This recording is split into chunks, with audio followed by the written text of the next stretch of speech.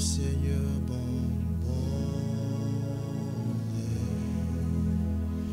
le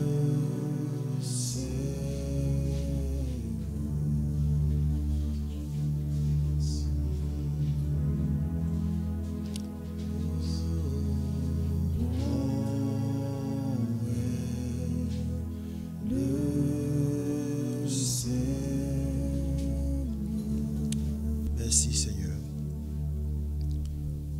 Nous honorons ta présence en ce lieu. Merci pour ce privilège que nous avons de nous tenir dans ta présence ce soir pour adorer le Dieu vivant que tu es, le Dieu qui est vrai. Merci Seigneur pour ton œuvre achevée qui a frayé le chemin par lequel nous pouvons nous approcher. Nous qui étions autrefois loin, désormais, nous avons été rapprochés. Nous formons le peuple de Dieu. Et la même nature que tu as, tu nous l'as donnée par le miracle de la nouvelle naissance. Nous sommes participants de la même nature que Dieu, participants de la nature divine. Et nous avons la grâce d'avoir un cœur bon. Et nous avons l'esprit de fidélité qui est sur nos vies, qui nous donne du pouvoir aller de progrès en progrès jusqu'à nous trouver fidèles pour notre Seigneur. Seigneur, tu es digne de recevoir la louange qui vient de la vie de chacun d'entre nous. En dehors de toi, la vie n'a pas de sens. Il y a tellement de choses autour de nous, Seigneur, qui peuvent nous captiver et d'une manière temporaire. Mais ce qui a de la valeur, c'est de faire ta volonté. Ce qui a de la valeur, c'est de pouvoir vivre pour toi et se retrouver devant toi, étant approuvé et entendant cette parole, bon et fidèle serviteur. Nous te rendons toute la louange et la gloire. Nous croyons que pendant que nous sommes en train de cheminer, tu es avec nous, tu nous portes et tu nous donnes de pouvoir avancer. Conformément aux enseignements que nous avons reçus dans ce séminaire, que ton Saint-Nom soit béni et que dans ces différentes maisons qui sont en contact actuellement avec nous, ta présence remplit toute place et que l'esprit d'incrédulité soit chassé et que l'esprit de foi règne dans le nom de Jésus. Que ton Saint-Nom soit béni. Dans le nom précieux de Jésus, nous avons prié. Amen. Gloire à Jésus. On peut acclamer le Seigneur dans nos différentes maisons. Alléluia. Merci Seigneur. Tu es digne de louange. Shalom, shalom à vous depuis vos différentes maisons. C'est une joie encore ce soir de nous retrouver dans la présence de notre Seigneur pour partager la parole de Dieu. Alléluia. C'est une grande responsabilité et je rends grâce au Seigneur pour ce privilège qu'il m'accorde de pouvoir le faire. Et j'aimerais bénir le Seigneur pour nos mentors, nos parents spirituels qui nous accordent cette opportunité. Que le Seigneur bénisse davantage leur vie afin que cette œuvre puisse prospérer dans le nom de Jésus-Christ. Nous avons été bénis par ce séminaire édifiant que nous avons eu, bon et fidèle serviteur, ou la bonté et la fidélité de cœur, ou la loyauté simplement de cœur. Alléluia. Et ce soir, nous allons rester encore sur ce thème, sur cette parole que nous avons reçue de la part du Seigneur, qui est en train de faire son œuvre en nous. Et j'aimerais parler ce soir d'un partage, une pensée que le Seigneur a mis sur mon cœur, le bon cœur d'un serviteur fidèle. Et ce message va se fonder principalement sur tout ce que nous avons reçu et une méditation que j'ai eu à faire suite à ce séminaire. Et je crois que le Seigneur va nous aider encore. Alléluia. Donc, le bon cœur d'un serviteur fidèle. Et nous avons eu ce texte de base dans Matthieu chapitre 25 que nous pouvons juste prendre dans nos différentes maisons et lieux. Et nous allons juste revenir sur le texte qui a été le texte de base de notre séminaire par la grâce de Dieu. Alléluia. La Bible dit dans le verset, à partir du verset 14, il en sera comme d'un homme qui, partant pour un voyage, appela ses serviteurs et leur remit ses biens. Il donna 5 talents à l'un, 2 à l'autre et un au troisième, à chacun selon sa capacité. Alléluia. Et il partit. Aussitôt, celui qui avait reçu les 5 talents s'en alla, les fit valoir, et il gagna 5 autres talents. De même, celui qui avait reçu les 2 talents en gagna 2 autres. Celui qui n'en avait reçu qu'un alla faire un creux dans la terre et cacha l'argent de son maître. Longtemps après, le maître de ses serviteurs revint et leur fit rendre compte. Celui qui avait reçu les 5 talents s'approcha en apportant 5 autres talents et il dit, « Seigneur, tu m'as remis 5 talents, voici j'en ai gagné 5 autres. » Son maître lui dit, « C'est bien, bon et fidèle serviteur. » Alléluia. Tu as été fidèle en peu de choses, je te confierai beaucoup. Entre dans la joie de ton maître. Celui qui avait reçu les 2 talents s'approcha aussi. Il lui dit, « Seigneur, tu m'as remis 2 talents. Voici, j'en ai gagné 2 autres. » Son maître lui dit, « C'est bien, bon et fidèle serviteur. Tu as été fidèle en peu de choses. Je te confierai beaucoup. Entre dans la joie de ton maître. » Et enfin, le dernier serviteur, celui qui n'en avait reçu qu'un talent, s'approcha ensuite et il dit, « Seigneur, je savais que tu es un homme dur, qui moissonne où tu n'as pas sémé et qui amasse où tu n'as pas vanné. J'ai eu peur. Je suis allé cacher ton talent dans la terre et voici, prends ce qui est à toi. » Son maître lui répondit, « Serviteur méchant et paresseux, tu savais que je moissonne où je n'ai pas sémé et que j'amasse où je n'ai pas vanné. Il te fallait donc remettre mon argent au banquier et à mon retour, j'aurais retiré ce qui est à moi avec un intérêt. Ôte-lui donc les talents et donne-le à celui qui a les 10 talents. Car on donnera à celui qui a et il sera dans l'abondance, mais à celui qui n'a pas, on ôtera même ce qu'il a. Et le serviteur inutile, jetez-le dans les ténèbres du dehors où il sera dans les pleurs, aura des pleurs et des grincements de dents. Alléluia. Donc tout le séminaire que nous avons eu est parti suite à la déclaration ou la parole d'approbation ou encore de rejet que notre Seigneur a eu face à ses serviteurs. 2 serviteurs ont été trouvés bons et fidèles. Et nous les voyons à partir du verset 21. Le Seigneur a dit, « Bon et fidèle serviteur, tu as été fidèle en peu de choses, je te confierai beaucoup. Entre dans la joie de ton maître. » Et par la suite, malheureusement, un serviteur sur 3 a été trouvé méchant et paresseux. Alors, un petit rappel de notre séminaire que nous avons eu. Nous avons compris par la grâce de Dieu en étudiant les mots grecs que le mot bon vient du grec agathos. Alléluia. Agathos qui nous a beaucoup enseigné, n'est-ce pas? Et le mot fidèle, au fait, est le rendu en français du mot grec pistis. Alléluia. Pistos. Pistos. Et nous avons vu que pour être fidèle au Seigneur, c'est d'abord un bon départ que nous devons avoir. Le bon départ, c'est le cœur qui est bon. Alléluia. Dans le livre de Jérémie, nous avons vu que le Seigneur a dit que le cœur de l'homme est tortueux par-dessus tout. Il est méchant et il est tortueux. Donc, imaginez-vous une personne qui veut garder un cœur qui est tortueux et méchant, qui veut le transformer en un cœur qui est bon. C'est une chose, c'est une œuvre qui est, si vous voulez, qui ne peut pas réussir. Dieu ne transforme pas un cœur méchant en un cœur bon. Ce qu'il fait, c'est complètement un changement total. Il nous donne un cœur qui est bon, à la place d'un cœur qui est méchant. Celui qui ne connaît pas le Seigneur n'a pas encore un cœur bon. Et le Seigneur veut, bien entendu, que tous ceux qui sont en contact avec nous, au travers de ces réseaux sociaux, reçoivent ce message de salut qui va leur donner de pouvoir avoir ce cœur bon. Donc, si vous êtes en contact avec nous actuellement et que vous n'avez pas encore reçu le Seigneur Jésus-Christ, cette partie vous occupe. La Bible dit que Dieu a tant aimé le monde qu'il a donné son Fils unique afin que quiconque croit en lui ne périsse point, mais ait la vie éternelle. En croyant en ce Fils. Alléluia.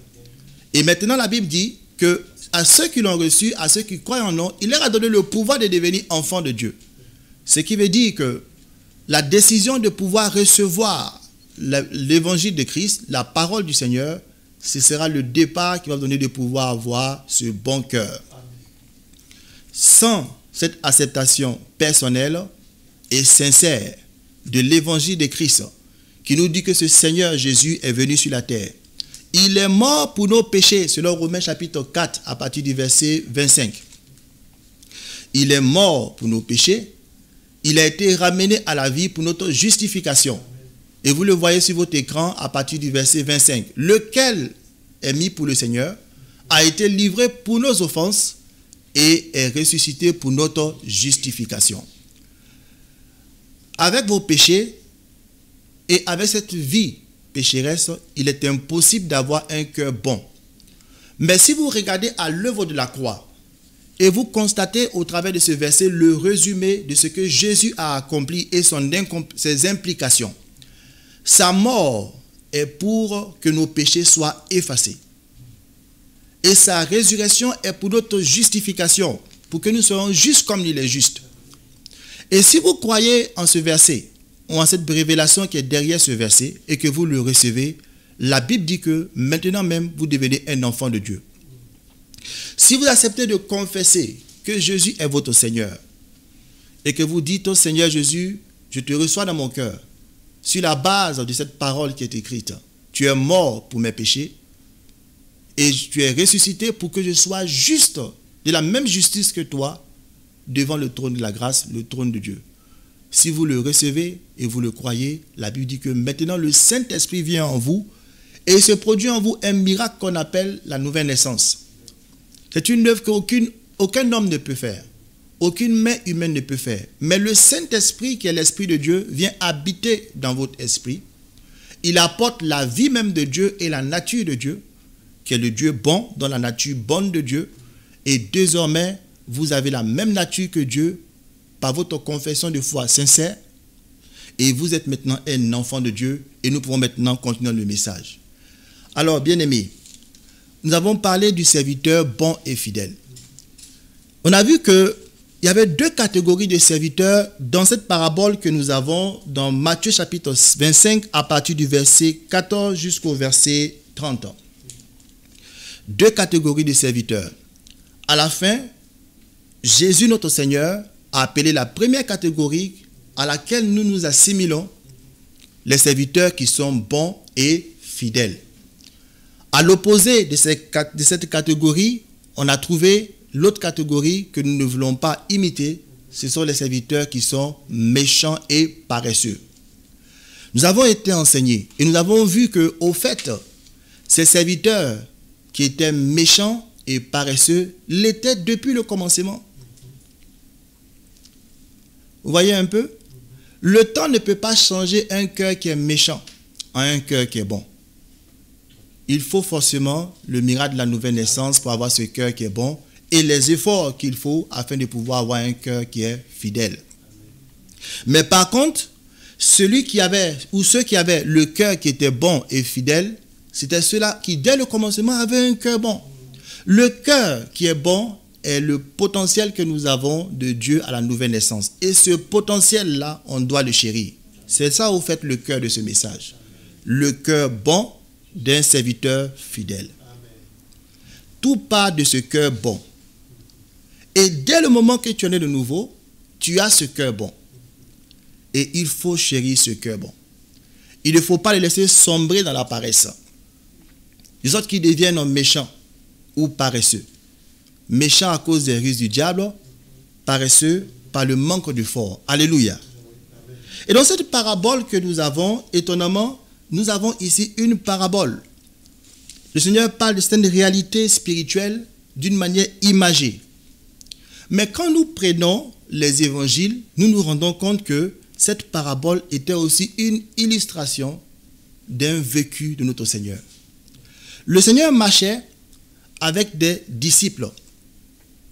Et comme vous le voyez dans cette parabole, le maître, qui peut être l'image ou qui est simplement notre Seigneur, avait deux catégories de serviteurs.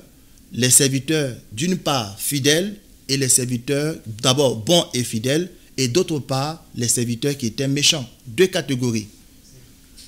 Et de la même manière, quand vous lisez Jean chapitre 6, rapidement, vous allez vous rendre compte, dans la lecture que nous allons faire, que notre Seigneur était aussi entouré de deux catégories aussi de disciples.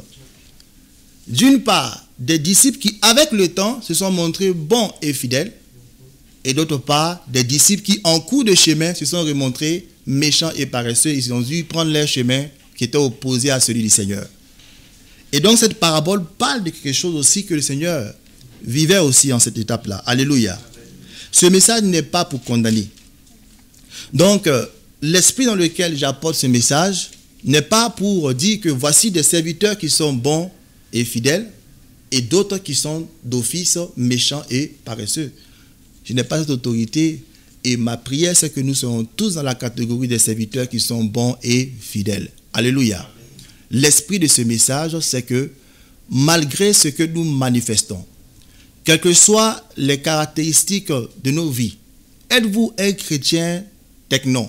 Avant de lire Jean chapitre 6, donc pendant que je parle, vous pouvez apprêter Jean chapitre 6 dans vos différentes Bibles. Êtes-vous un chrétien techno? Parce que le chrétien qui vit dans la fidélité, c'est le chrétien Ios, le fils, comme nous le voyons dans Romains chapitre 8.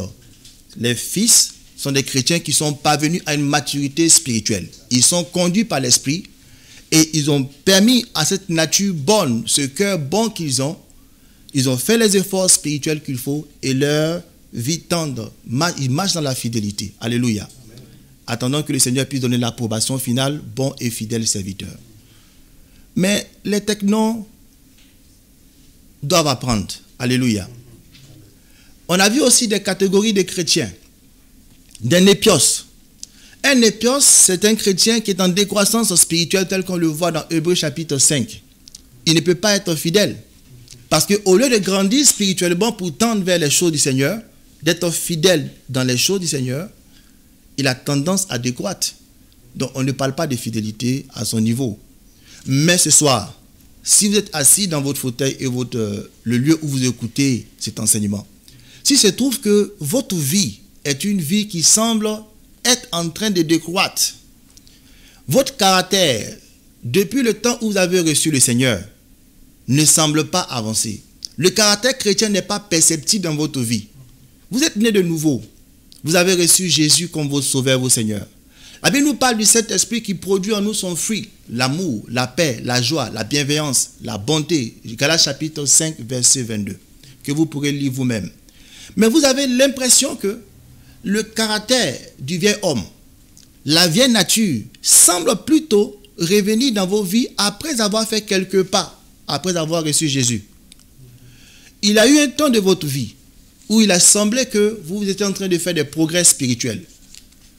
Un changement dans votre caractère. Ceux qui étaient autour pouvaient apprécier le changement dans votre vie. Comme ce fut le cas des chrétiens à Antioche. Les gens qui étaient autour ont pu dire, voici des disciples de Christ, des chrétiens. Parce que le changement était perceptible.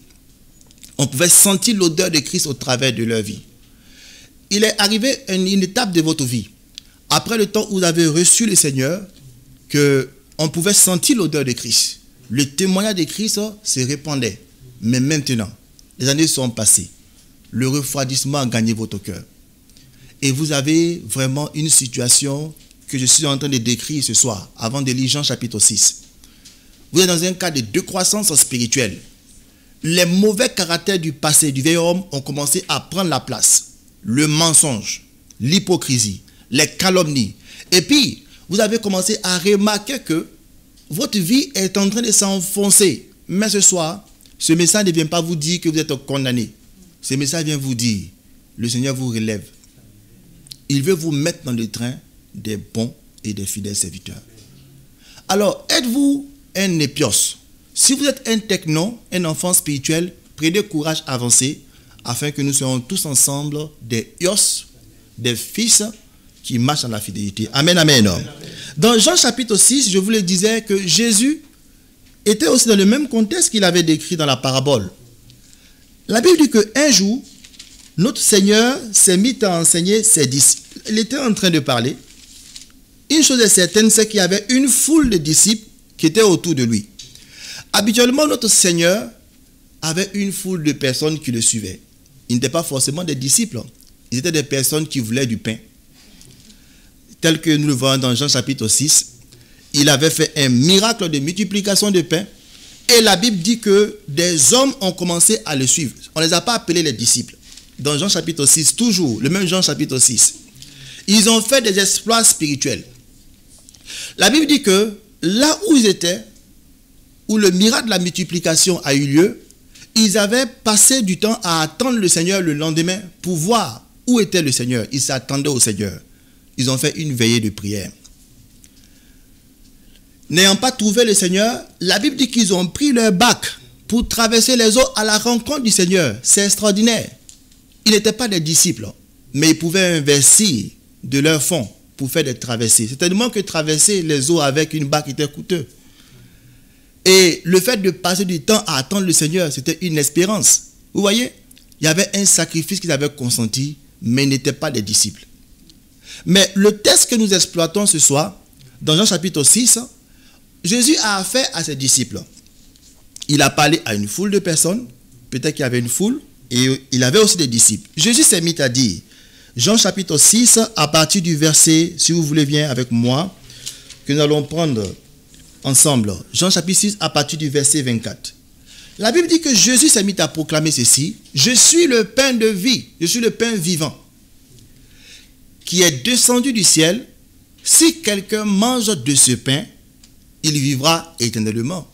Et le pain que je donnerai, c'est ma chair. Et que je donnerai pour la vie du monde. » Alléluia. Amen. Et là-dessus, les Juifs disputaient entre eux. Là, on ne parle pas des disciples, on parle des Juifs. Disant, comment peux-tu nous donner sa chair à manger?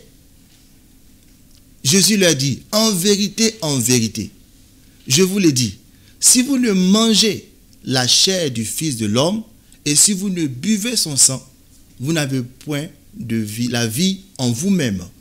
Et ces paroles que le Seigneur déclarait étaient la vérité. Alléluia. Le pain de vie qu'il est, on le consomme par la parole de Dieu. Cette parole était vraie. Mais ceux qui écoutaient les Juifs, on a affaire aux Juifs d'abord avant d'arriver aux disciples, ne comprenaient pas. Et en plus de leur incompréhension, ils ont eu la mauvaise réaction. Et nous allons le voir par la suite. Celui qui mange ma chair et qui boit mon sang a la vie éternelle, et je le ressusciterai au dernier jour. Car ma chair est vraiment une nourriture et mon sang est vraiment un breuvage. N'est-ce pas vrai? Quand nous mettons notre foi en l'œuvre de la croix, nous sommes en communion avec ce corps. Ce sang qui est versé par la table du Seigneur, nous sommes en communion avec ce corps et ce sang. Est-ce que le Seigneur avait dit un mensonge?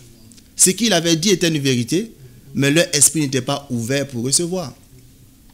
Celui qui mange ma chair et qui boit mon sang demeure en moi, et je demeure en lui. Comme le Père qui est vivant m'a envoyé, et je vis par le Père, ainsi celui qui me mange, vivra par moi. C'est ici le pain qui est descendu du ciel. Il n'en est pas comme de vos pères qui ont mangé la manne et qui sont sortis. Celui qui mange ce pain vivra éternellement. Extraordinaire. Alléluia. Amen. Celui qui mange le pain de la parole de Dieu vivra éternellement. Celui qui boit le sang de Christ, mange son corps, croit en l'œuvre de la croix, s'appuie sur l'œuvre de la croix. Celui qui communie avec ce corps et ce sang par la table du Seigneur ne mourra pas. Son esprit demeure en vie, la vie de Dieu habite dans son esprit. Était-ce un mensonge? Évidemment non.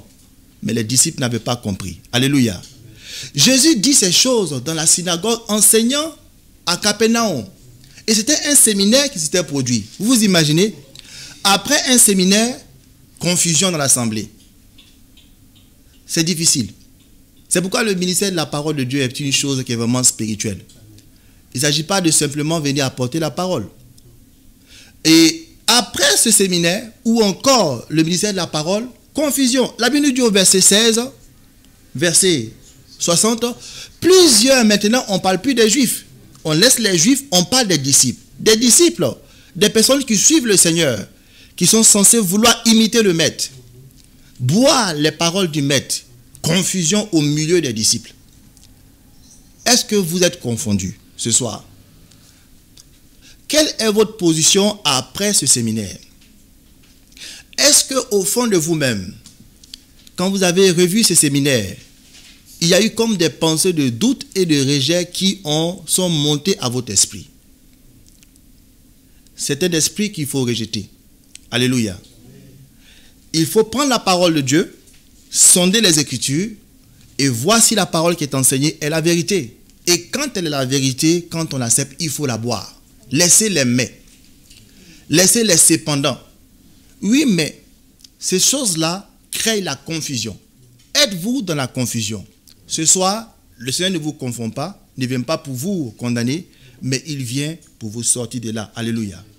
Un séminaire ou un enseignement ne doit pas laisser les disciples dans la confusion. Plusieurs des disciples, après l'avoir entendu dire, cette parole est dure. Qui peut l'écouter? Était-ce vraiment dur, cette parole? L'esprit de ces disciples n'était pas ouvert.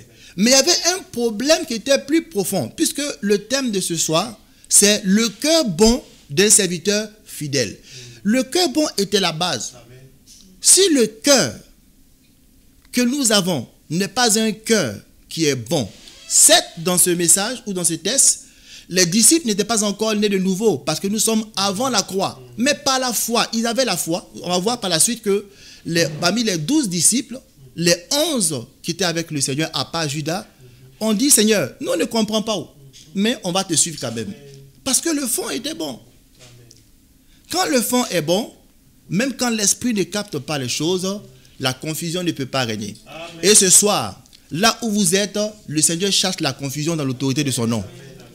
Afin que vous soyez libres de toute confusion, qui est juste un mensonge, afin que vous puissiez suivre la parole du Seigneur de tout votre cœur. Alors, la Bible dit, par la suite, Jésus sachant en lui-même, personne n'avait dit cela à Jésus. Il y avait des murmures. Un séminaire qui laisse des personnes avec des murmures. Avez-vous des murmures depuis le dimanche dernier? Alors, écoutez bien, la Bible dit, je n'ai pas vu de personnes murmurer. Il ne faut pas dire, ah, le pasteur Mohamed, bon, on l'a invité aujourd'hui, il vient nous dire que nous, on est en train de murmurer dans nos maisons. Non, je n'ai vu personne murmurer. Mais je parle par selon que j'ai reçu du Seigneur. Alléluia. Amen, amen. Jésus, sachant en lui-même que ses disciples murmuraient à ce sujet, leur dit, cela vous scandalise-t-il? Et si vous voyez le Fils de l'homme monter où il était auparavant, c'est l'esprit qui vivifie, la chair ne sert de rien, les paroles que je vous ai dites sont esprit et vie. Mais regardez, le Seigneur savait au fond de lui-même, pas parce qu'il avait vu les gens murmurer, mais regardez ce détail qu'on va voir dans le verset suivant, verset 64. La Bible dit, mais il en est parmi vous, il en est parmi vous quelques-uns qui ne croient point, car Jésus savait dès le commencement qui étaient ceux qui croyaient, qui ne croyaient point. Dès le commencement, comme nous avons vu dans Matthieu 25, le serviteur qui s'est révélé méchant et paresseux, c'était dès le commencement, il avait ce cœur. Certains ont lu ce texte et ont été choqués, disant, mais comment des disciples peuvent-ils se retourner du chemin qu'ils ont pris avec le maître? Mais le maître, il savait, il n'avait pas été choqué. Après son séminaire, il n'avait pas été choqué. Il a dit, mais je sais, au fond, il y a un problème. C'est le problème du cœur. Il dit, je vais le relire encore ce même verset, on peut revenir. Mais il en est parmi vous quelques-uns qui ne croient point. C'était ça le problème. Le cœur ne recevait pas. Et le cœur n'était pas prêt à recevoir. Dès le commencement. Car Jésus savait dès le commencement qui étaient ceux qui ne croyaient point. Et qui était celui qui le livrerait. Donc le Seigneur il ne se limitait pas à voir l'apparence des personnes, mais avait un fond. Mais écoute ce soir, ce message n'est pas là pour te condamner, ni condamner aucune personne. C'est juste pour dire, s'il y a une sorte de mauvais sentiment qui monte dans l'âme suite à ces séminaires, il faut permettre au Seigneur ce soir de balayer cela. Le Seigneur ni encore nous-mêmes ne te catégorisons dans le cas des disciples qui vont se retourner, parce qu'on va voir, ils vont se retourner. Mais nous croyons que nous serons ensemble des serviteurs qui vont persévérer dans la bonté et dans la fidélité. Amen, amen. Amen. Gloire au Seigneur. Amen. On peut continuer. Et il ajouta, pourquoi? C'est pourquoi je vous ai dit que nul ne peut venir à moi si cela ne lui a été donné par le Père. Dès ce moment, imaginez-vous, dès ce moment, plusieurs de ses disciples, est-ce normal qu'un disciple tourne le dos au Seigneur? Ce n'est pas normal.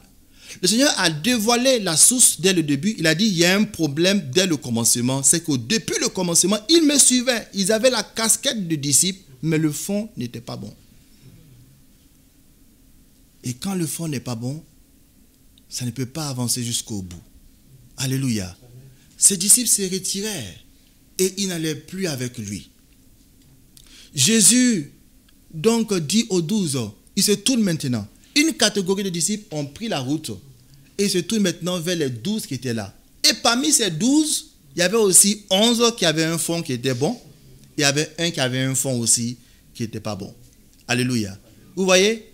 Donc cette parabole parle de la situation aussi du Seigneur. Donc Jésus dit aux 12, vous ne voulez-vous pas aussi, vous en allez? Regardez comment le cœur bon va parler. Il ne comprend pas tout, mais il est bon dans le fond. Et il va commencer à dire, Simon-Pierre lui répondit, Seigneur, à qui irons-nous? Tu as les paroles de la vie éternelle. Qui avait appris cela à Simon? C'est ce cœur bon-là qui a parlé. Quand le cœur est bon, vous allez vous surprendre à dire des paroles qui sont des paroles qui viennent du Seigneur lui-même. Alléluia. L'esprit ne comprend pas tout. Il n'avait pas compris ce que le Seigneur avait dit. Mais on dit, Seigneur, on ne comprend pas. Mais toi, tu as les paroles de la vie. Où devons-nous aller?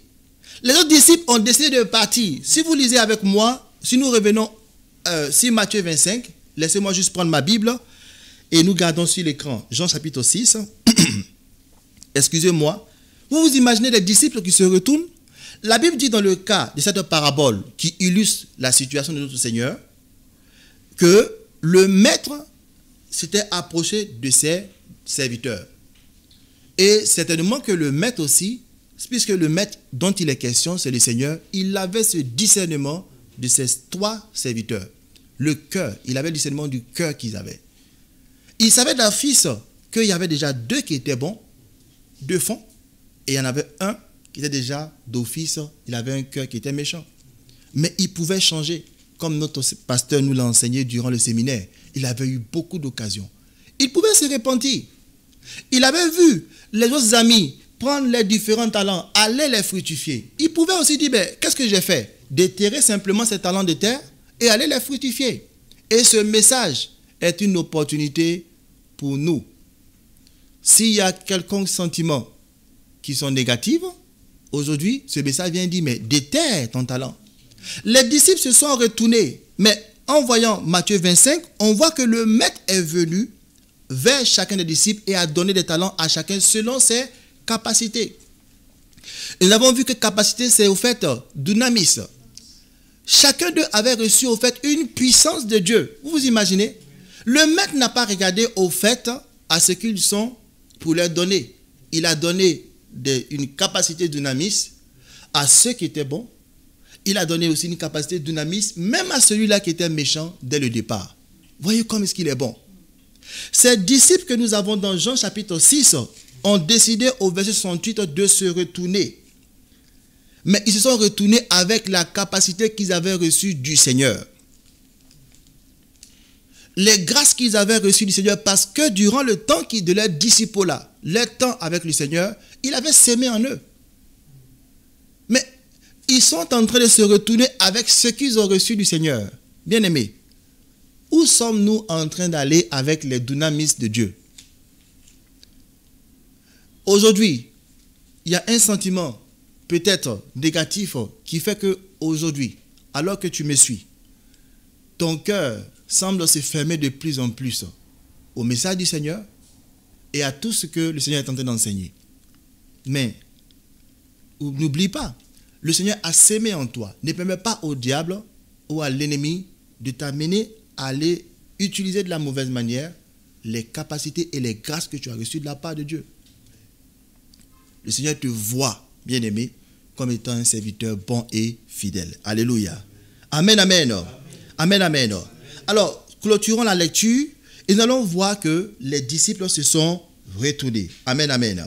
Jean chapitre 6, et la Bible dit que Simon Pierre lui répondit, Seigneur, à qui irons-nous? Tu as les paroles de la vie éternelle. Et nous avons cru et nous avons connu que tu es le Christ, le Saint de Dieu. Jésus leur répondit, n'est-ce pas moi qui vous ai choisi, vous les 12, et l'un de vous est un démon. Il n'y en a pas parmi nous. Alléluia.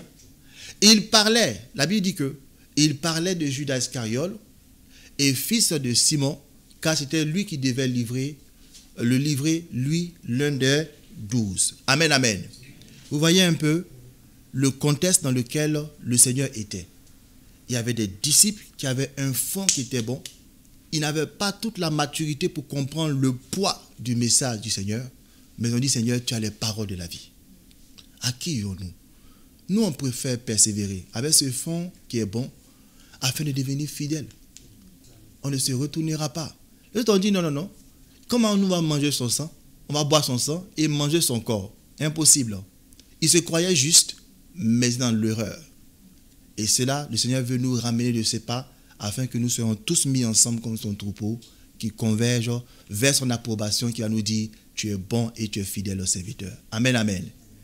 Avant de vous décliner quelques opérations, parce que le cœur de ce message, c'est pour nous amener à des points pratiques. Savoir comment est-ce qu'un cœur bon peut opérer. Ici, les disciples que nous avons dans Jean 6, il y en avait deux catégories.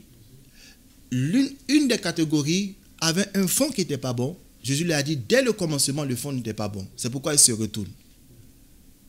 Mais il y avait d'autres, les 12, et parmi les 12, 11, qui avaient un fond bon, qui ont pu persévérer.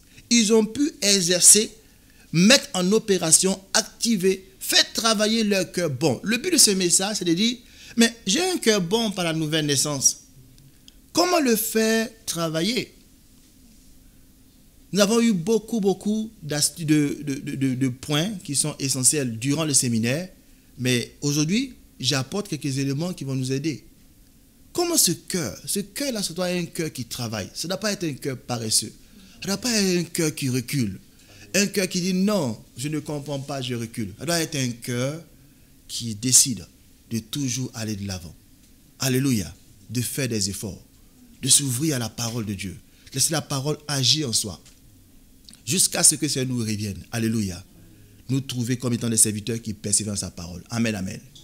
Et avant de décliner quelques points, vous allez voir avec moi que dans la Bible entière, parfois, ceux qui suivaient le Seigneur se sont retrouvés au sein d'une sorte de confusion. Et nous trouvons le même cas dans Nombre chapitre 14. La Bible nous dit que le peuple d'Israël, ou précisément la première génération des Israélites, ceux qui sont sortis de l'Égypte, à la suite de Moïse, avaient une espérance. C'est par la foi qu'ils sont sortis de ce pays-là, de l'esclavage, de la servitude. Alléluia. Et le groupe de personnes avait commencé à suivre Josué, avait commencé à suivre, Moïse. Alléluia. Moïse, n'est-ce pas? Et ce qui se passe, c'est que le peuple marche à la suite de Moïse et ils se retrouvent à cette étape de leur histoire, dans Nombre 14, ils sont à la porte du pays de la promesse. Et là encore, malheureusement, on va entendre les mêmes murmures, les mêmes plaintes, parce qu'ils n'ont pas compris, ils n'ont pas voulu opérer comme ils se devaient, ils ont décidé de se retourner. Je me passerai de lire, si vous voulez avec moi, tout le texte. Je prendrai quelques portions et on va encore les amener à faire une différence, à faire une comparaison avec, si vous voulez, Jean chapitre 6. Ils vont voir que parfois, dans le groupe de personnes qui suivaient le Seigneur ou qui suivaient la direction du Seigneur, il y avait parfois la confusion. Mais le Seigneur enlève cette confusion au nom de Jésus-Christ. Amen, amen. Et nous allons travailler avec notre cœur bon pour avancer. Nombre chapitre 13. Veillez avec moi, juste quelques portions. Nombre 13, la Bible dit, l'Éternel parla à Moïse et dit, envoie des hommes pour explorer le pays de Canaan, que je donne aux enfants d'Israël. Tu enverras un homme de chacune des tribus de leur père. Tous seront des principaux d'entre eux. Alléluia. 12 personnes qui vont être envoyées, chacun des représentants de leur tribu. Alléluia. Ils vont pas aller visiter le pays de la promesse. Vous avez toute la portion du texte. Et je peux juste sauter. Et je reviens juste avec vous dans le verset 26. Après l'exploration, la Bible nous dit, à leur arrivée, ils se rendirent auprès de Moïse et d'Aaron et de toute l'assemblée des enfants d'Israël, à Kadès dans le désert de Paran. Et ils leur firent un rapport, ainsi qu'à toute l'assemblée, et ils leur montraient les fruits du pays. Voici ce qu'ils racontaient, à Moïse. Nous sommes allés dans le pays où tu nous as envoyés, et à la vérité, c'était un pays où coule le lait et le miel. Vous voyez? En eux, il y a une sorte de vérité. Ils peuvent reconnaître que ce que le Seigneur a dit est vrai. Ils ont vu, mais n'ont pas voulu aller plus loin avec le cœur. Le cœur qui est bon peut voir que la parole que le Seigneur a dit là, c'est la vérité. Il dit, à la vérité, nous, on a vu sur le terrain que ce que le Seigneur a dit par la bouche de Moïse, qui nous conduit dans un pays où coule le lait et le miel, est effectivement vrai. Mais pourquoi ne pas rester dans la vérité? Pourquoi ne pas amener ce cœur bon-là à être fixé, enraciné dans la vérité? Pourquoi le laisser? Vous allez voir avec moi la révélation que Paul nous donne dans Hébreux chapitre 3. Il va après expliquer. Il va dire, mais cette génération-là, ils ne sont pas rentrés dans le pays de la promesse. Il nous explique. Parce qu'au fait, ils avaient un cœur qui s'égarait. Vous le voyez sur l'écran. C'est la même chose. Un problème de cœur. Hébreux chapitre 3, verset 8, Paul dit, il explique Nombre chapitre 13 et chapitre 14. Il dit, mais n'endurcissez pas vos cœurs, Hébreux, comme lors de la révolte, le jour de la tentation dans le désert, où vos pères me tentèrent. Certes, cet événement n'est pas exactement, si vous voulez, le récit de Nombre 14, mais au fait, l'apôtre est en train de parler de la condition dans laquelle ils étaient. Il dit, mais où vos pères me tentèrent pour m'éprouver, ils virent mes œuvres pendant 40 années. Comme Jésus a dit, mais depuis le commencement, ces disciples-là, le fond n'était pas bon. C'est pourquoi ils se retournent. Où vos pères me tentèrent pour m'éprouver, ils virent mes œuvres pendant 40 années, on peut aller. Aussi, je fus irrité contre cette génération et j'ai dit, ils ont toujours un cœur qui s'égare. Ils sont partis. Ils ont dit, en vérité, ce pays-là, il y a du lait et il y a du miel. Mais il faut garder le cœur dans la vérité. Il faut le fixer dans la vérité. Ne pas laisser le cœur aller ailleurs. Un cœur qui s'égare. Ça veut dire que le cœur même, il avait trouvé un chemin et après, il s'est perdu dans tous les chemins. Il ne faut pas laisser son cœur se perdre. Il faut garder ce cœur bon, fixé dans la parole de Dieu. Alléluia. Et on peut aller toujours avec Hébreux. J'aimerais terminer avant de lire cette portion. Hébreux 3, toujours.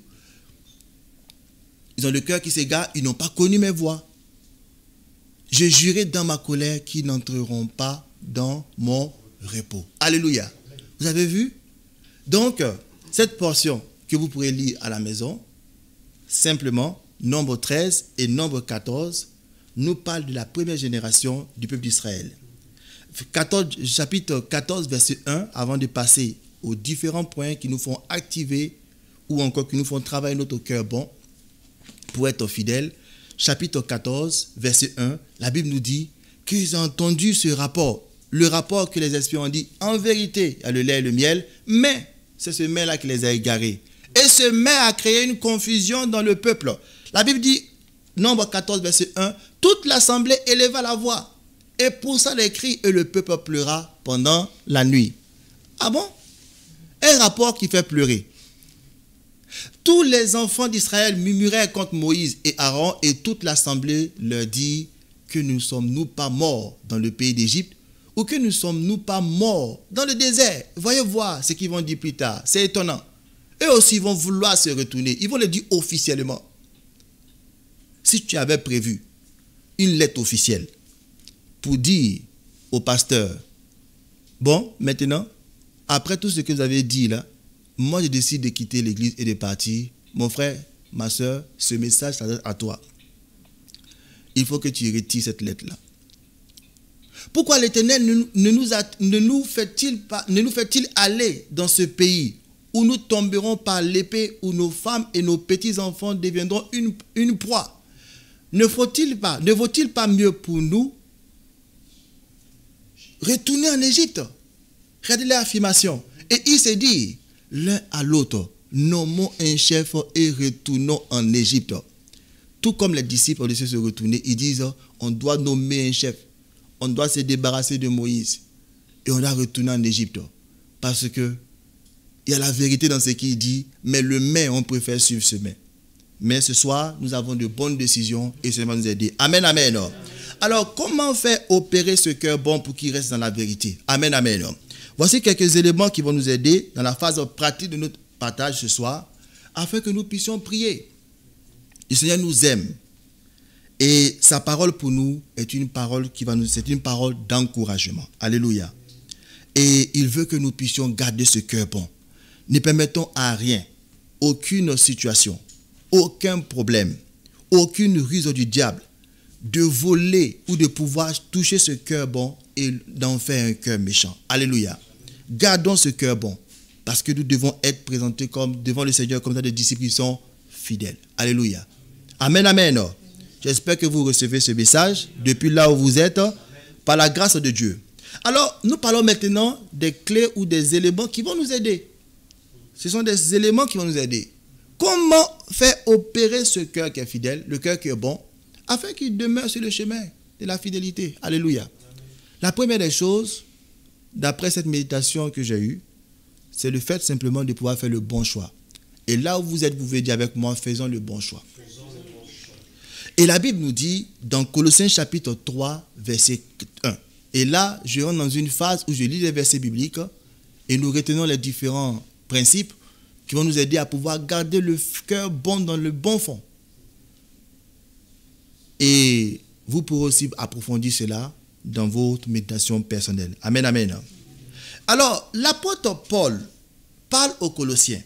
Mais il a dit ceci dans Colossiens 3, verset 1. Si donc vous êtes ressuscités avec Christ, donc on parle des gens qui sont morts au préalable. Parce qu'il n'y a pas de résurrection avant la mort. Donc ils sont passés par la mort et par la résurrection. Et maintenant, l'apôtre Paul parle à leur cœur. Ils ont le cœur qui est bon. Il dit, mais vous êtes nés de nouveau. Vous êtes identifiés à la mort et à la résurrection du Seigneur Jésus-Christ. Vous êtes maintenant à lui. Vous avez un cœur nouveau, un cœur qui est bon. Et donc, si donc vous avez un cœur qui est bon, c'est un commentaire, cherchez les choses, non? Où Christ est assis à la droite de Dieu. Mais le cœur qui s'égare, c'est le cœur qui a commencé à chercher un cœur qui est bon, qui a cherché les choses d'en haut, et par la suite, étonnamment, il commence à dysfonctionner. Un cœur qui dysfonctionne. Autrefois, avant la mort et la résurrection, ce cœur s'affectionnait des choses d'en bas. Mais maintenant, après la mort et la résurrection, ce cœur naturellement n'a plus rien à voir avec les choses d'en bas. C'est maintenant les choses d'en haut. Maintenant, l'apôtre Paul dit, mais vous êtes ressuscités. Ce qui sous-entend que vous êtes morts. Mais cherchez les choses d'en haut, où Christ est assis à la droite de Dieu. Tant que le cœur sera un cœur en train de constamment chercher les choses d'en haut, vous allez voir, ce cœur demeurera toujours bon et par la grâce de Dieu, nous serons trouvés fidèles devant lui. Amen, amen. Je crois que c'est simple à comprendre. Amen, amen. Donc, sachons nous positionner. Ne nous détournons pas des choses en haut. Pendant ce temps de confinement, qui est peut-être pour nous un temps de retraite, nous avons vu étonnamment beaucoup de personnes sembler parfois être un peu lents à faire les choses de Dieu. Peut-être même qu'il y a eu des tentations à faire les choses du vieil homme. Mais si tu as fait ces choses pendant ce temps de confinement, tu as découvert au fond de toi-même que vraiment, en dehors du local de l'église où nous étions, vraiment il y a des choses à revoir dans ma vie et tu as fait des choses du vieil homme, tu te repentis, le Seigneur te relève. Alléluia. Le Seigneur ne te condamne pas. N'écoute pas la voix de Lévi qui peut te dire, ce pasteur, il est venu nous condamner, c'est un mensonge. Alléluia. Là où tu es, comment a été ton temps de retraite? Peut-être même que l'ennemi est en train de te culpabiliser à l'heure où je parle. Il te dit, mais toi, tes amis ont été en retraite, mais toi, tu n'étais pas en retraite. Hein. Ce que tu as fait, nous deux, on sait. Mais écoute, n'écoute pas la voix du diable. Répands-toi et relève-toi là où tu es et progresse. Dans l'église, il y a des anciens, il y a des responsables. Il faut aussi avoir parfois le courage de pouvoir s'approcher des responsables pour dire, tu sais, responsable ou ancien, voilà ce qui s'est passé durant le temps de confinement. Ça n'a pas été bon. À l'absence des activités de l'église ou de la réunion dans le local de l'église, ma vie chrétienne, si vous voulez, n'a pas été une vie comme elle se devait. On sera là pour vous accompagner et vous aider. Alléluia. Amen. Alléluia. Amen.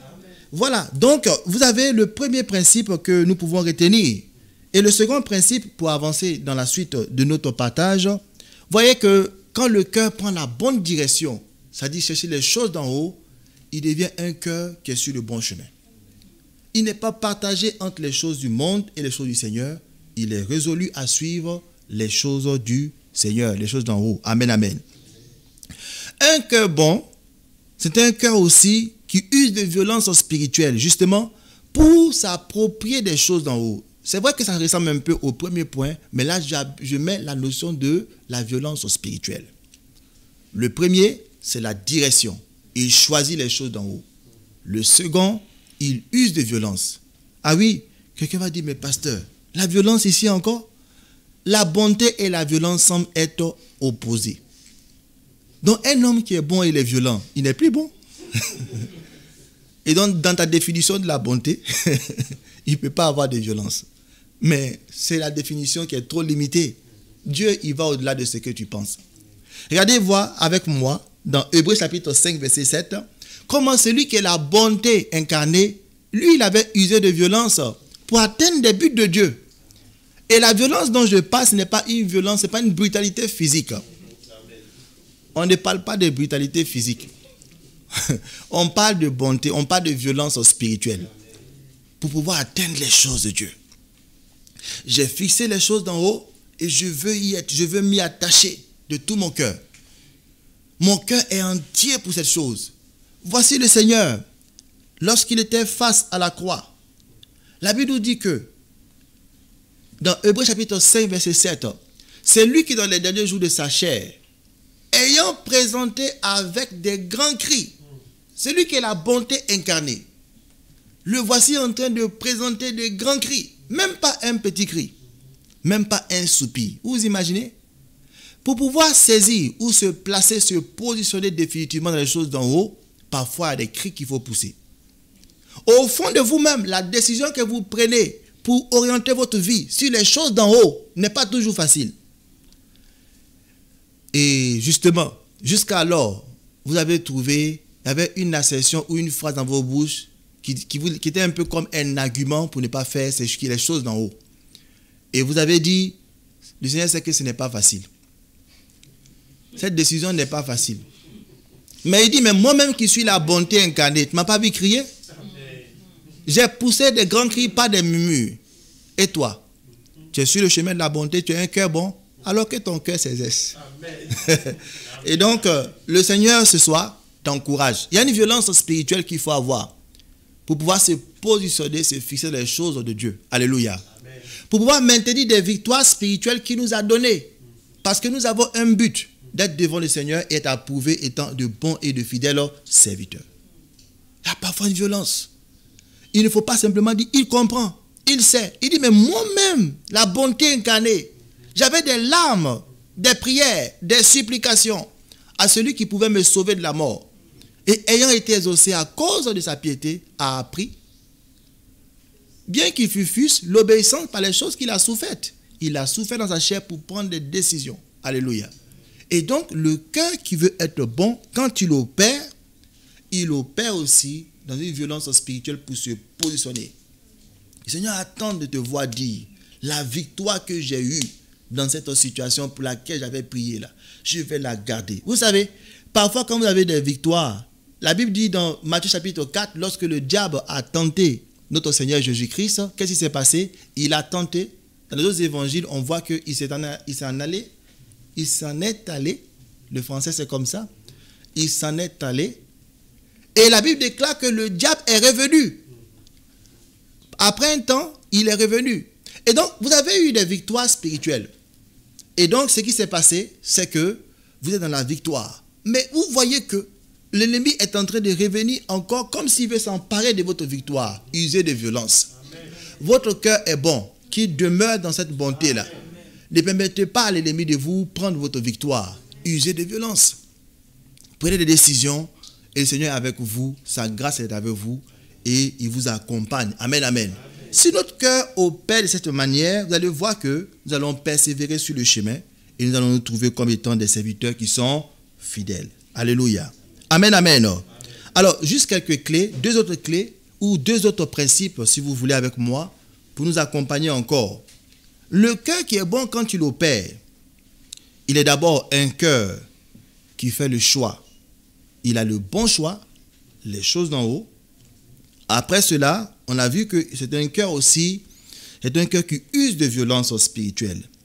Et on voit aussi que dans les Écritures, nous avons plusieurs autres éléments qui peuvent nous aider à faire opérer notre cœur.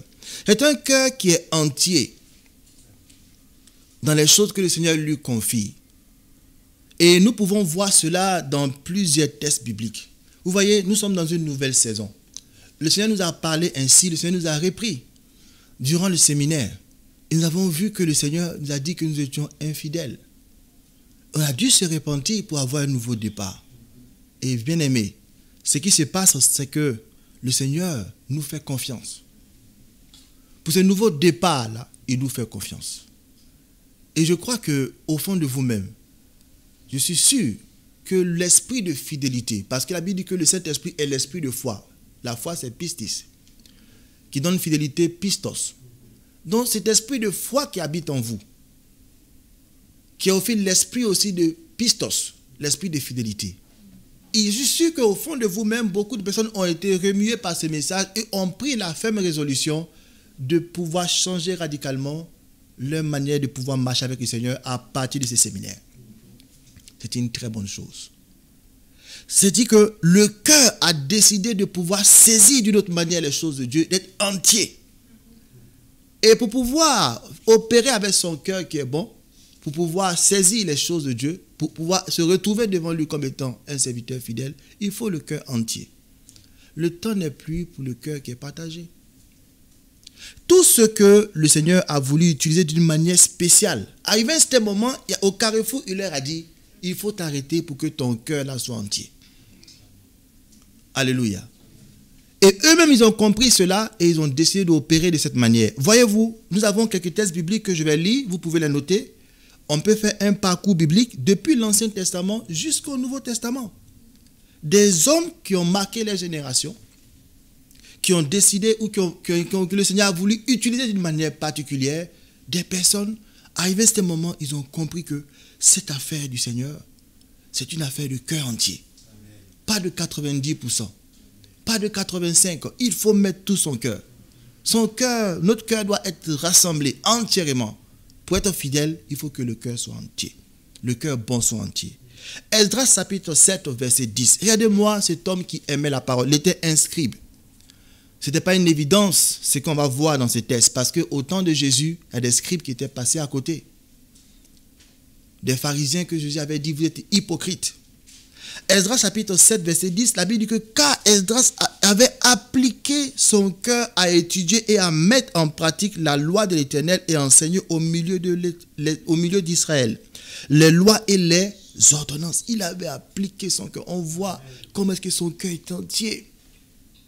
Méditez ce texte. Vous allez voir comment est-ce qu'il arrive un moment où le Seigneur réclame un cœur entier. Plus de cœur partagé pour être fidèle. Revenons un peu dans le Nouveau Testament. Voyons un peu les apôtres qui pouvaient dire dans Actes 6, verset 5.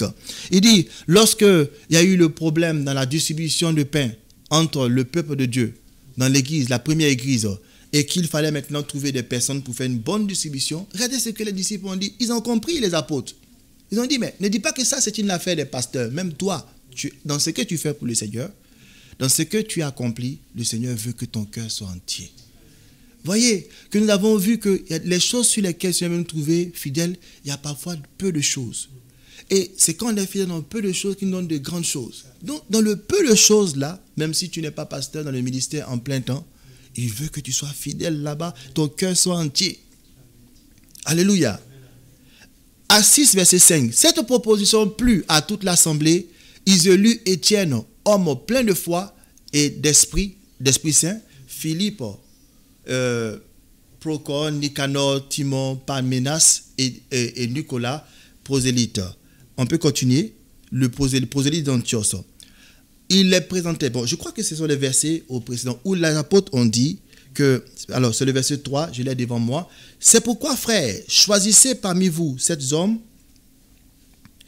et de qui l'on rende un bon témoignage, qui soit plein d'Esprit Saint et de sagesse, et que nous chargerons de cet emploi.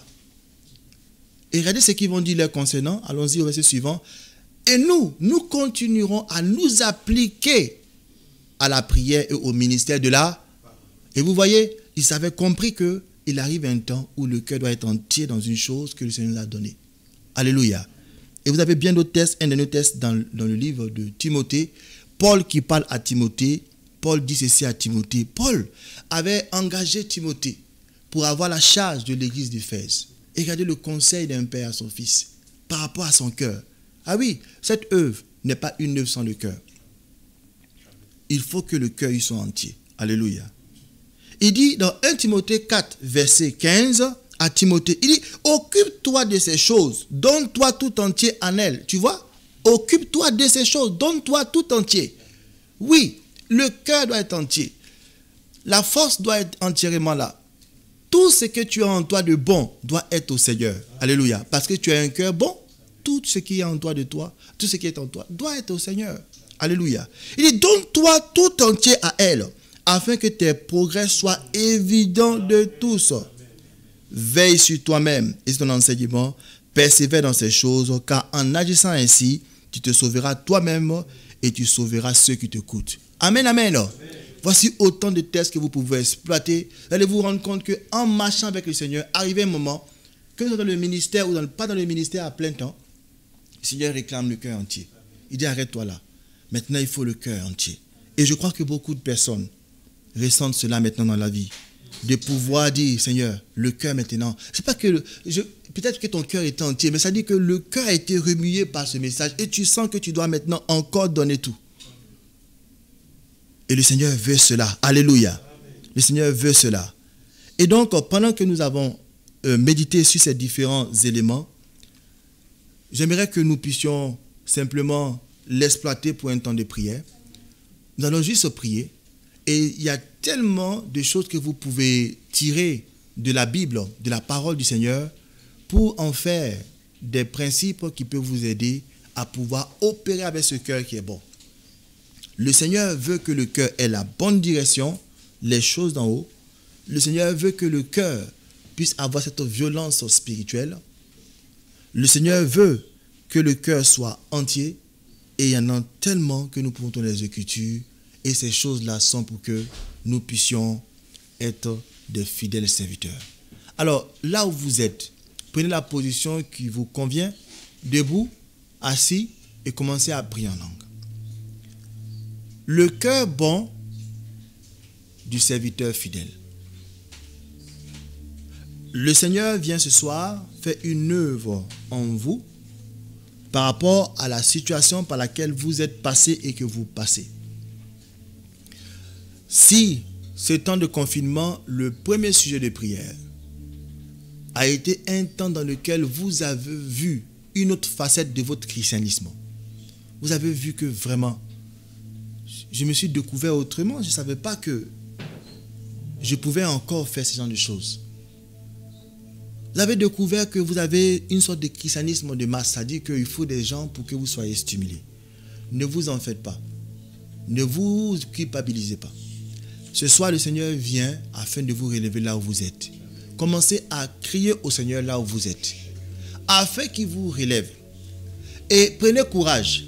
Vous pouvez même voir autour de vous les anciens et les pasteurs pour parler. S'il y a la culpabilité et les remords qui sont en train de vous troubler encore, commencez à prier. Comment a été le confinement? Comment a été le temps de retraite? Qu'avez-vous fait? Avec vos mains? Avec vos pieds? Ce soir, le Seigneur vient te relever. Là où tu es, pour un nouveau départ. Oh Rama Santa Bracanta Manda Rama Chantebre de Santa Branda Cam Tebre no Chanta. Maman de Resende, prie en langue. Ne laisse pas l'ennemi te culpabiliser. Le sang de Christ te purifie ce soir, là où tu es, afin que tu puisses te relever et que tu entres dans ce message que nous avons entendu durant ce séminaire et ce temps de partage que nous avons eu. Reçois maintenant la foi que tes péchés sont pardonnés. Là où tu es, dans ta chambre, dans ton salon, alors que tu es en train de te repentir, la Bible déclare que celui qui confesse d'une manière sincère ses péchés, le Seigneur est fidèle et juste pour les lui pardonner. Et maintenant, dis avec moi, Seigneur, je dis merci parce que tu entends mes cris. J'accepte ce soir de revenir de mes mauvais sentiers. Ces 3 mois derniers m'ont laissé dans une situation désastreuse. Dans ma vie chrétienne, je me suis retrouvé à faire des choses que je ne pouvais pas imaginer. Parce que j'étais seul, autour de moi il n'y avait personne. Mais ce soir, je décide de revenir. Je me répands de cette vie. Et je reviens à toi. Je sais que tu m'acceptes. Et que ton précieux sang me purifie maintenant de tous mes péchés. J'accepte le pardon et la paix de Dieu qui vient après le pardon de Dieu. Remplis mon cœur maintenant. Dans le nom de Jésus-Christ. Amen, amen. Si tu es baptisé dans l'esprit, tu peux prier en langue. Priez en langue. O Rama Santa Brando Shakamada Baba Rinde Braza Kabariba Santa. Manda Blochete Bekere Blono Santa. Manda Blando Roko Ma Sante Bredo Chante Bredo Santis. Sumbrande Kerebro Santa Barababa. Mama. Rochete Kamaraba. Rokambatara. Rokamata. Roba Kanta. Roba Santa. O Libreske de Brendo Santa Bababa. Roma Baba. Cham de Bredo Santa. Amen, amen. Je m'adresse maintenant à toutes les personnes ce soir qui sont dans des sentiments de confusion. Est-ce que vous êtes dans des sentiments de confusion? Après tout ce temps qui est passé, et même après ce message qui a été annoncé, est-ce que vous vous sentez culpabilisé? Ce n'est pas l'esprit de ce message. Est-ce que ce soir, vous acceptez de sortir des murmures? Quand nous prenons les 2 textes bibliques que nous avons exploités, avant de lire les différents principes qui nous ont aidés à faire fonctionner le cœur, le bon cœur, dans l'évangile de Jean, au chapitre 6, et dans Nombre chapitre 14, nous avons vu que les 2 catégories de personnes qui suivaient Moïse et Jésus avaient commencé à murmurer après la promesse. Avez-vous des murmures? Êtes-vous ce soir prêt à revenir, à abandonner les murmures? Peut-être que dans votre pensée, vous avez dit, ou l'ennemi vous a fait croire, que puisque vous avez murmuré, Dieu ne peut pas vous pardonner. Mais ce soir, le pardon de Dieu est votre part.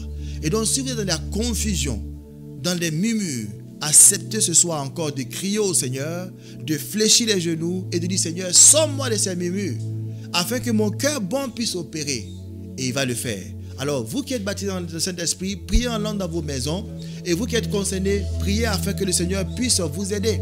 Il est là où vous êtes. Sa main vous saisit. Sa main vous aide. Et vous êtes libérés des murmures. Vous êtes libérés de la confusion. Afin que vos cœurs bons soient fixés, enracinés dans la parole du Seigneur. Merci Seigneur, parce que tu fais ces choses dans le cœur de ceux qui sont sincères, qui se prosternent. Tu les vois dans leur maison, les larmes coulent de leurs yeux, et ils ont le désir de pouvoir te suivre. Ils reconnaissent qu'il y a une sorte de confusion, une sorte de rejet de la parole de Dieu qui avait saisi les cœurs. Mais maintenant, ils se résolvent de revenir. Et le Saint-Esprit, là où il est, là où vous êtes, saisit vos cœurs Dans le nom de Jésus-Christ, nous avons prié. Amen, amen. Nous allons prier ensemble, bien-aimés. Et là, c'est pour tout le monde. Alors, nous avons vu des principes ou des clés, bon, si vous voulez, des principes spirituels qui vont nous aider à pouvoir faire opérer le cœur qui est bon. Le cœur qui est bon ne doit pas être paresseux, il doit travailler. Nous avons vu le bon choix, les choses d'en haut. Nous avons vu encore la violence spirituelle. C'est fixé dans les victoires que nous avons reçues. Accepter de faire les choix, même quand c'est difficile les implications. Mais on se résout et dit, Seigneur, je vais le faire parce que ta parole a dit. Ça, c'est le cœur qui use de violence spirituelle. On a vu aussi le cœur qui est entier. Avec ce moment, Seigneur dit, mais oui, tu as toujours fait. Je ne dis pas que tu ne m'as pas suivi, mais je veux le cœur entier pour la chose. Et voici 3 principes spirituels pour lesquels on va prier. Alors commencez à prier. Sur le fond de ce cœur qui est bon, priez pour que votre cœur soit un cœur qui est en travail. Dans la bonne direction, les choses d'en haut, dans la violence spirituelle, et aussi un cœur qui est un cœur entier pour le Seigneur. Oh Ramasande Brado Santa, Mambande la Brasete, Roka Mama Chanta Brado Santa, Romane Sante, Romane Sante, Romane Sante, Romane Sante, Romane Sante, Oh Rimanda Brachamte Brendo Santa Mama Mama, Manta Kada Broche Tabraka de Brose que de Brode Santa, Mandereba, Mandereba, Mandereba, Mandereba, Mandereba, Reba Sante, Rocha Manababa. Au nom de Jésus-Christ. Alors, là où vous êtes, proclamons ensemble ces paroles. Seigneur Jésus, merci pour le cœur bon que j'ai. Ma condition, les résultats de ma vie ne m'empêcheront pas de croire que j'ai ce cœur qui est bon. Parce que je suis né de nouveau, tu m'as communiqué ce cœur. Et je me suis repenti de mes mauvaises voies. Ce cœur bon est toujours là. C'est le bon potentiel, le bon dépôt que j'ai de toi. Je décide de toujours fixer mes regards, de rechercher les choses d'en haut. Je n'abandonnerai pas cela. J'accepte, Seigneur, d'user de violence spirituelle pour conserver mes victoires dans mon caractère. Les victoires dans les différents domaines de ma vie, face au péché, je choisis de conserver ma victoire, celle que tu m'as donnée par le Saint-Esprit, sans laisser l'ennemi me les arracher au nom de Jésus, au nom de Jésus-Christ, au nom de Jésus-Christ. Merci Seigneur. Je décide aussi d'apporter un cœur entier pour ce que je fais, pour les choses que tu m'as confiées. Seigneur, je te dis merci parce que tu acceptes cette offrande, tu l'agrées, que ton nom soit béni. Dans le nom de Jésus, j'ai prié. On peut dire ensemble Amen, Amen. Amen, Amen. Et le Seigneur est là. On peut acclamer le Seigneur là où nous sommes. Par la grâce de Dieu. Oh Rama Mama Mache de Bro Sebre Cam de Bredo Sada Baba Chanta Bracanta Bra de Santa Mandereba Santa. Maintenant, on va lever les mains, je vais prier. Merci Seigneur, parce que ce soir, tu as parlé à nos cœurs. Ta parole est vie, elle est prophétique, elle est profonde, elle est un marteau, elle est un feu. Ta parole est une épée, elle a tellement de facettes. Et c'est cette parole-là qui a été proclamée. Je suis convaincu que tu fais du bien au cœur, parce que ta parole ne sort pas pour culpabiliser, ni pour condamner, mais elle sort pour encourager. Merci pour l'encouragement, pour l'édification, pour la fortification. Que ton Saint-Nom soit béni. Dans le nom de Jésus-Christ, nos esprits sont rassemblés pour être fidèles et aucun esprit ne s'échappe, ne s'éloigne de l'esprit de fidélité. Nous sommes conduits par l'esprit. Dans le nom de Jésus, j'ai prié. Nous pouvons dire ensemble Amen. Que Dieu vous bénisse abondamment.